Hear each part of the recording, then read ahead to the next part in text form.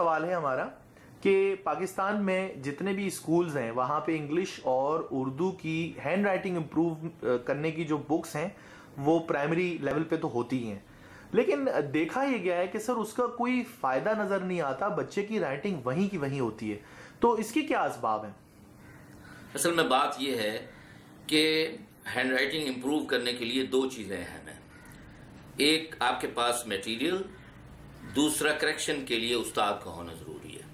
पहली तो बात यह है कि आप स्कूलों में जो असातिज़ा जो टीचर्स कराते हैं बच्चों को हैंड राइटिंग की सीरीज़ जो हैं इस्तेमाल कराते हैं, तो वो उनमें ये एबिलिटी बहुत कम हद तक होती है कि वो उसकी करेक्शन कर सकें, क्योंकि करेक्शन जो है ना वो बेस है इम्प्रूवमेंट की।